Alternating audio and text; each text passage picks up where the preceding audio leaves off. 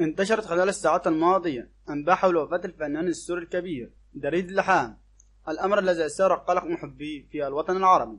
وألقى خبر الوفاة رواجا كبيرا عبر مواقع التواصل الاجتماعي، ولكن بعد وقت قصير تبين أن الخبر مجرد إشاعة، إذا نفى الخبر عدد كبير من الكتاب والإعلاميين السوريين الذين تربطهم علاقة قوية بالفنان القدير.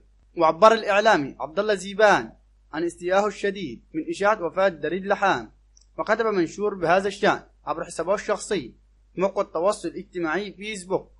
قال خلاله: مرة أخرى يلعب الإعلام الخبيث الكذاب دوره الرخيص، وتتنقل مواقع التواصل المعلومات دون أدنى سؤال عن ماهيتها وصحتها، والفنان الكبير دريد لحام بخير ولا صح لما ينتشر حول وفاته، واتصلت به شخصيا وتميت الاطمئنان على سلامته.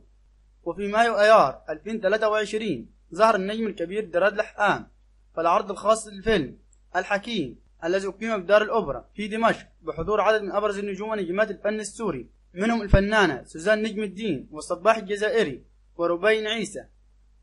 ويعد دريد لحام من أهم نجوم الفن في العالم العربي، ويحظى بجماهيرية كبيرة، وهو من مواليد عام 1934، ويمتلك موهبة التمثيل والكتابة، وبدأت مسيرته الفنية منذ الستينات، وتميز أعماله بالكوميديا الهادفة التي تناقش العديد من القضايا الاجتماعية والسياسية.